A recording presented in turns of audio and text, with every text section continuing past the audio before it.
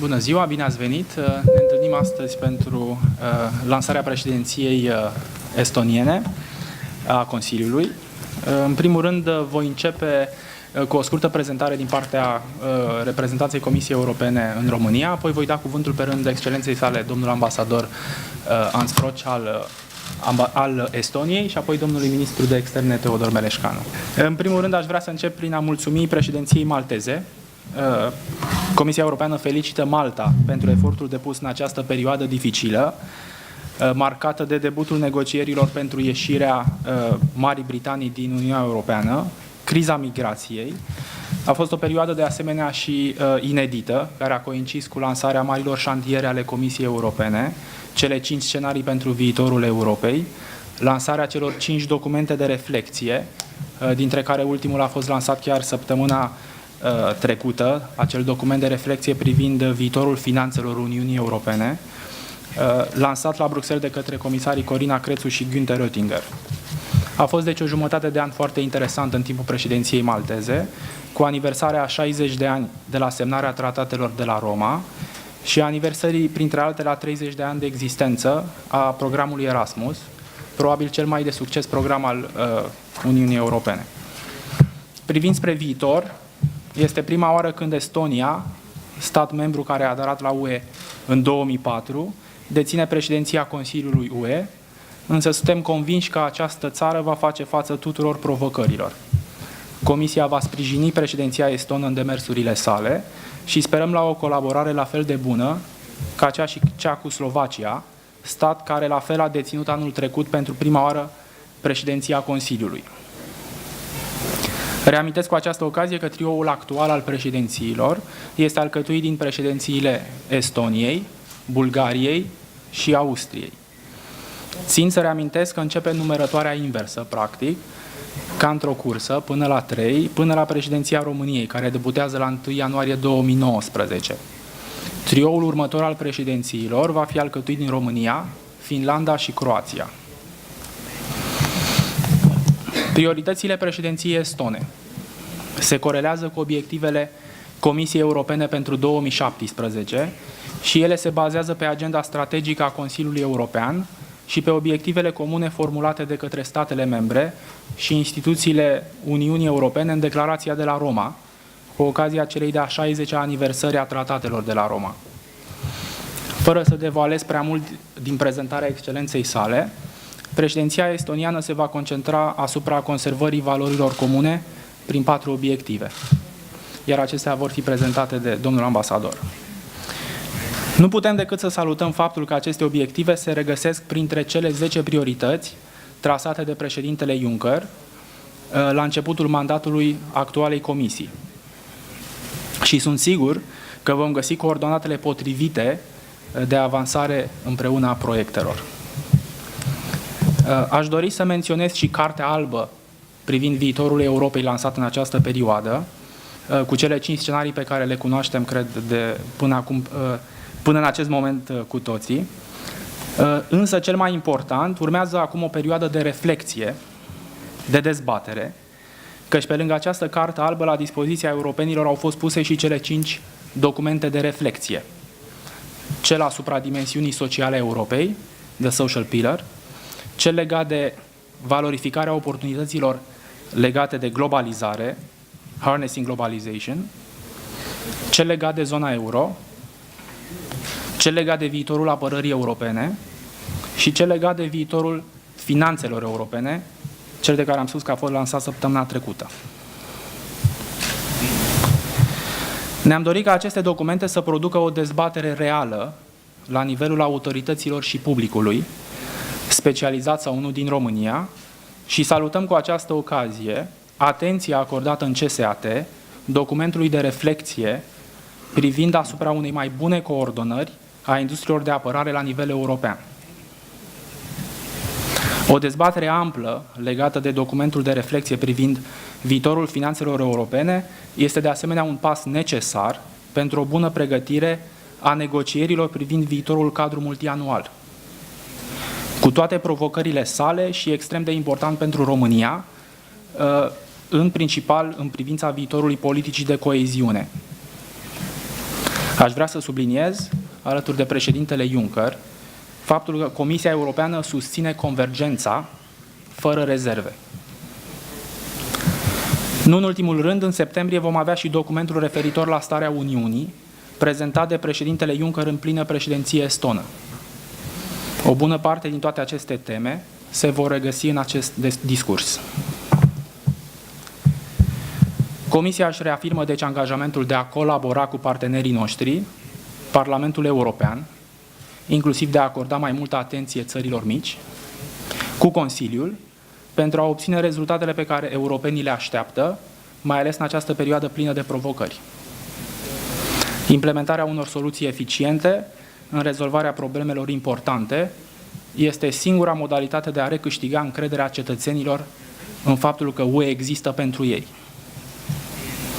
Vă mulțumesc pentru atenție și dau cuvântul excelenței sale, domnul Hans Frosch, ambasadorul Estoniei la București. Mulțumesc. Dear Minister, Christian, dear colleagues and also representatives of media. Just before I start my short exposé, I would like to draw your attention that for those who have not been yet able to get Estonian Estonian presidency priorities, you can get them on a paper version also on a table there.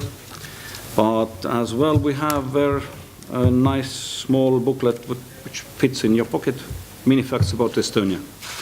So please, and it's so fresh I haven't had a time to get through it. So it's out of the post box today. I'm extremely honored to be here in premises of the representation of European Commission, and in getting in my preparation to my speech, I thought about the feeling some a bit more years ago. So soon after accession in 2004, we've actually given a possibility to pick up the time frame for Estonian presidency, and somehow we picked 2018. And that time it was a very pragmatic choice. It was a calculation based on PR amplification because of celebrating Estonia 100 same time. So that means next year. Life made some corrections, and here we are now. In practical preparations for presidency, let us look back to 2012, when we started real work. It was that time the height of the Eurozone crisis, and that shocked definitely fundamentals of our common currency, and had very deep implications on Europe's economy. 2015, we had migration crisis, and it's not over. It's far from over today. It all exposed that EU doesn't have a headquarters for managing the crises. And after the Brexit vote, people started to ask existential questions about the future of the Union. I hope that when we look back to this in a couple of years' time, maybe it was actually the darkest before the dawn moment. The support for the EU has since risen in all member states. Our economy is growing, and we show remarkable unity about our common positions for the Brexit negotiations. So is the EU out of the woods? It's hard to say, but we see light in the end of the tunnel. For the EU, there is now the need to earn and to re-earn the legitimacy from our citizens. Therefore, while building the future of the EU, we should, first, have the courage to make the positive case for EU. We hope that all of us learned from UK. We learned lessons from UK situation, where the majority of political elite was either outright hostile to or constantly embarrassed by everything that came from Brussels. Second, Not be afraid of speaking of the cost of non-EU. For example, if transport sector would lose 7 billion euros a year from re-establishment of Schengen internal borders, as study by the European Commission shows, it is definitely legitimate to speak of it. It is also legitimate to speak about the hours of waiting by ordinary people in the same case. 3. We must keep looking for issues, initiatives, ways that unite us, and not those that pose a risk of dividing member states. We should look for initiatives that balance things, build bridges. For instance, it would be much easier to talk about the EU's social pillar if we simultaneously took real steps in deepening the single market, in particular in the field of services. Not only better paid jobs, but also better access to these jobs. 4. Of course, we must keep developing the EU. There is the white paper by the Commission, followed by reflection papers. There are several forward-looking reports by the European Parliament. Ideas are being floated recently indeed. One can sense European spring is in there. We could all speak for hours about the new possible openings, reforming the EU, multi-speed Europe, and so on and so on. But we must not forget that this time now, in 2017, it is not the institutional setup that is the most important. It must go hand in hand with providing concrete benefits, concrete things for our citizens. 5th, our citizens must be at the center of our attention. And delivering concrete things for our citizens, that's what the Estonian presidency will strive for. So, the equally important objectives for Estonian presidency are open and innovative European economy, a safe and secure Europe, digital Europe and free movement of data, as well as an inclusive and sustainable Europe. And let me tackle those issues one by one. Open and innovative European economy. An open Europe means creating better opportunities for its citizens and businesses. A strong single market is a key driver of economic welfare. The single market is not yet complete, and much of the potential of European economy is still untapped. Giving a new boost to jobs, growth and competitiveness, we need to unleash the full potential of single market. Create simple and predictable business environment and banking sector, advance trade negotiations and ensure the functioning of trade partnership, and take a step towards cleaner energy, which is both reliable and affordable. These objectives could be achieved by protecting and promoting EU's 4 freedoms and facilitating the freedom of establishment and cross-border mobility of companies. The European Economic and Monetary Union has been strengthened in recent years, but much is still ongoing. It is necessary to complete the second stage of creation of a European Banking Union and to implement the measures of Capital Markets Union. Guided by the principles of European Energy Union, the Estonian presidency focuses on new electricity market design, which provides an essential basis for the single European energy market. Estonia will coordinate the clean energy package and seek for arrangements on practically every aspect of the package. In the area of slowdown of globalization, trade is no longer an EU policy that enjoys unconditional support. Estonia believes in free trade, and we stand in defense of it, which with necessary safeguards, of course. A safe and secure Europe. Security is what the citizens most expect from the EU, according to all opinion polls. Security situation in Europe and its neighborhood remains complex. Fight against terrorism, organized crime, and protection of EU's external border remain a high priority. The migration crisis proves that Europe cannot ignore the events unfolding outside its borders. We intend to put greater emphasis on defense cooperation in order to enhance European military capabilities. We believe internal and external security are two sides of the same coin. Estonia supports the High Representative in implementing global strategy. We are ready to contribute to the strengthening of transatlantic ties. Supporting the implementation of the objectives of European neighbourhood policy and ensuring the EU's political focus remains on the Eastern Partnership, which is one of the cross-cutting priorities for our presidency. We will continue dealing with the root causes of migration, implementing the migration compacts and the Valletta action plan. Emphasis needs to be put on return policy and legal migration.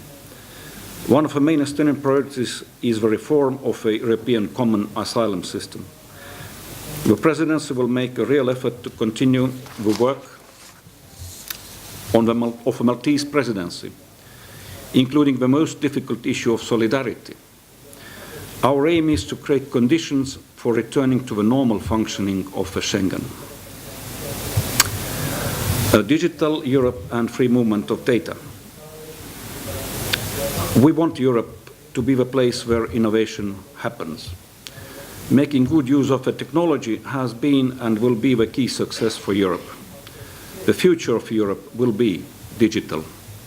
Our presidency will focus on establishment of digital single market, increased use of e-solutions and data, as well as on development of cross-border e-services and cyber defense.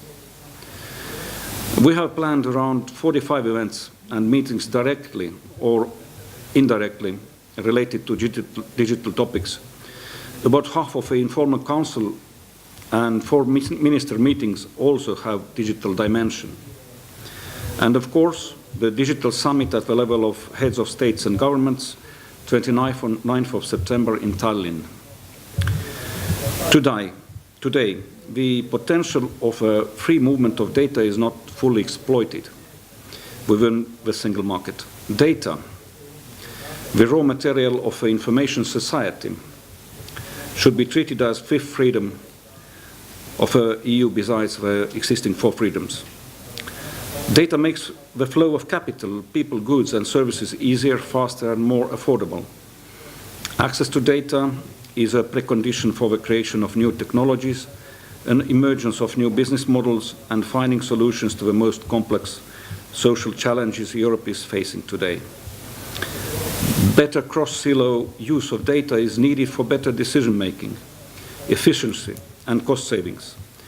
Treating data as fifth freedom will not be the reality by the end of Estonian presidency. But this is a future-looking debate, which Estonia wishes to initiate and hopes for strong support from Romania. We should focus on cancelling of unjustified data localization requirements, promoting once-only principle for e-government services, create rules on data access and portability. The central question is, who owns the data? For example, when you buy a smart device, the question is who should have access to the data the smart device is generating? The manufacturer, you together with manufacturer, only you, the cloud service provider. Is there a difference when a product is an app or modern car or TV set? These are difficult questions, but no doubt crucial for the future framework for data access and portability. In order to end unjustified geo-blockings in the EU, we intend to reach agreement on the geo-blocking regulation.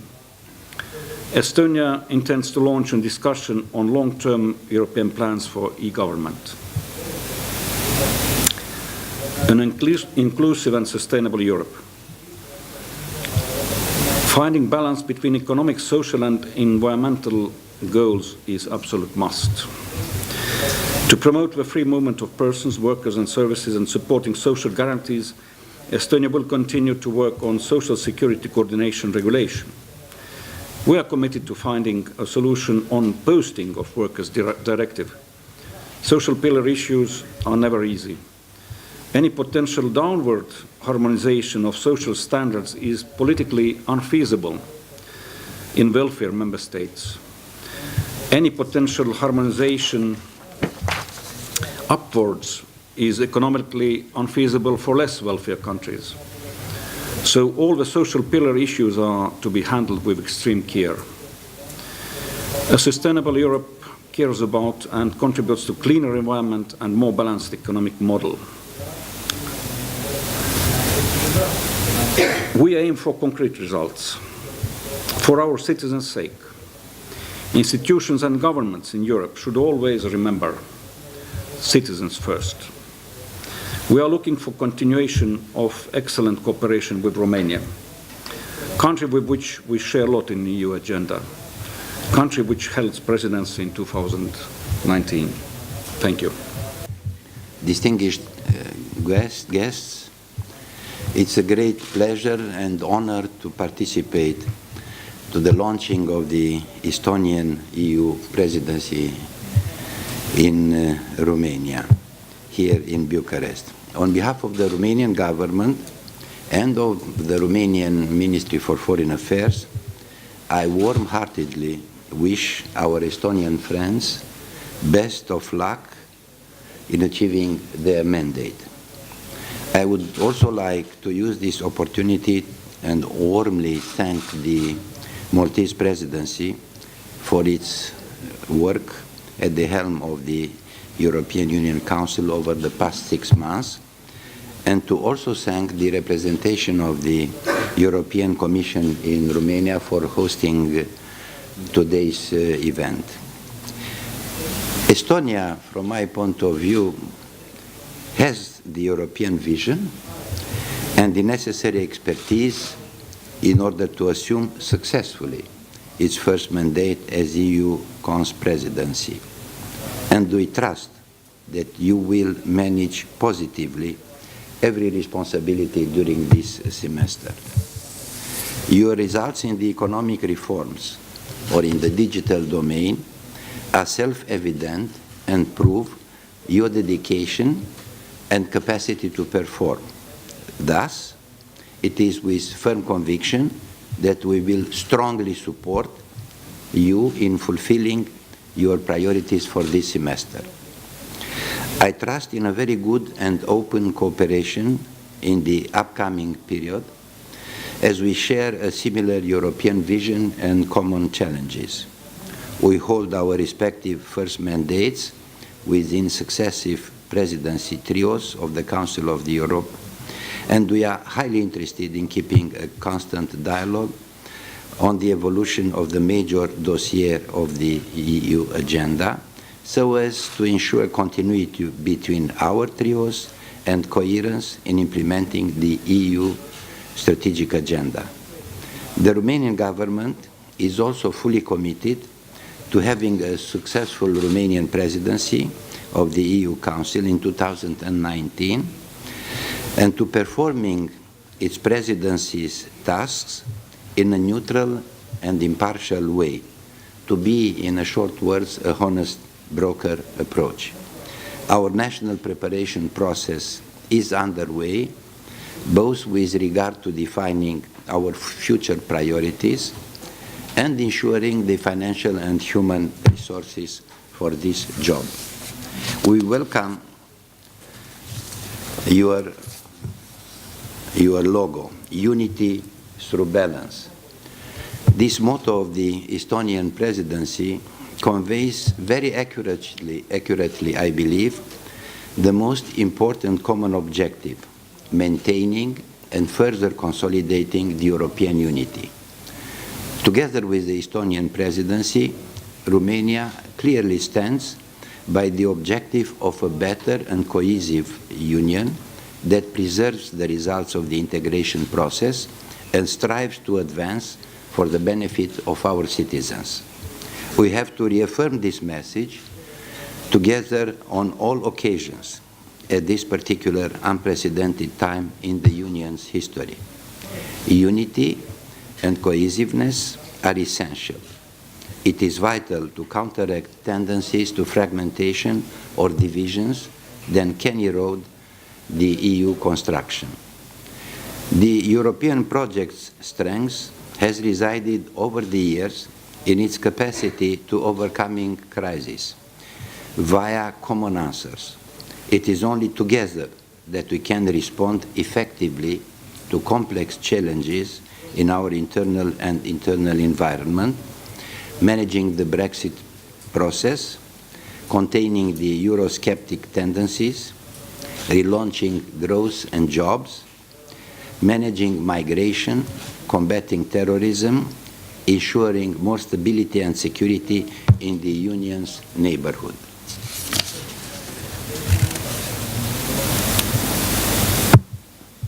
Alongside unity, we have also to be pragmatic and efficient. The Estonian presidency has an ambitious and pragmatic agenda centered on topical issues for all of us, and you can certainly count on our support in achieving our common objectives, particularly in difficult times. The numerous challenges when numerous challenges are overlapping and create enormous pressure on the EU, it is necessary to prove solidarity and common will in overcoming difficulties and find European solutions for a better, more prosperous and safer Europe. Speaking, as your program does, about a positive agenda and practical decisions in solving problems, I would like to assure you of Romania's support in attaining the major goals of the Estonian presidency's agenda: an open and innovative European economy, a safe and secure Europe, a digital Europe, and the free movement of data, and an inclusive and sustainable Europe. We count on your proactive approach as an honest broker to find the best solutions acceptable for all member states in order to accomplish these strategic priorities, which coincide with Romania's main priorities within the European Union. We welcome particularly the focus placed by the Estonian presidency on the digital Europe and on measures aimed at improving the communication with the EU citizens and EU governments, which aims at bringing the European decision-making process in the current era of digitalization and create the conditions for a better involvement of the citizens in the European affairs. This is of utmost importance if we want the European project to go on stronger. Also, we believe that the Estonian presidency approach to prioritize the work on the completion of the digital single market will significantly contribute to the long-term growth and competitiveness of the European economy, and as a result, to the well-being of the European citizens and the business environment in general. Romania fully supports these efforts, as we need to reap the full benefits of the digital single market through increased investment in infrastructure, research and development. Romania's competitiveness essentially depends on our capacity to generate, to amplify and effectively use digital innovations in all sectors of our economies. We strongly believe that bridging the digital divide is essential in order for Europe to become a real and robust digital single market where citizens, companies, and administrations have access and use viable and secure fast broadband connections and digital services that address their specific needs in an innovative, open, and investment-friendly environment. We fully support the priority of the Estonian presidency, aiming at achieving a strong and competitive union, able to successfully overcome the difficult times we live, and at the same time to cope with the challenging global context. To this end, Romania will continue to support the adoption of measures necessary to deepen the internal market and implement the objectives set out in the internal market strategy, and will seek to establish legislative solutions respecting the principles of subsidiarity and proportionality, maintaining the integrity of the European internal market and its respective fundamental freedoms should, in our view, guide all future actions, both at the European and national levels. We need to preserve the economic and social cohesion achieved so far and build upon our accomplishments. We need to ensure that the cohesion and agricultural policies which contribute to bridging development gaps and generate EU-wide growth and development continue to preserve their central role in the future budgetary architecture. Therefore, given their clear European added value and their role in ensuring a level playing field for all member states and for the efficient implementation of other EU policies and measures, they should remain essential pillars of the future EU budget. We need also a more cohesive and inclusive Europe. We are all aware of the current challenges which impact not only our economies but also our citizens. However, in order to ensure a proper and sustainable response, we need to acknowledge the solidity of the future Europe lies in the unity and inclusiveness, in its ability to move forward while leaving no one behind, a fundamental principle which has guided every effort of the European Union since its creation. We also need a safe and secure Europe. We shall work together with the Estonian presidency to further advance discussions on instruments designed to improve the EU internal security, while ensuring a unitary approach between Schengen member states and member states that are not yet fully applying the Schengen acquis.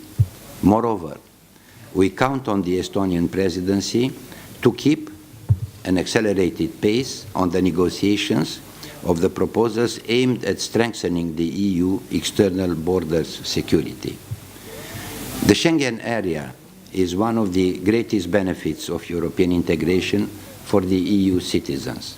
We should do our utmost in order to ensure that the Schengen area will fully re-establish its essential role, namely that of ensuring that free movement of citizens and goods.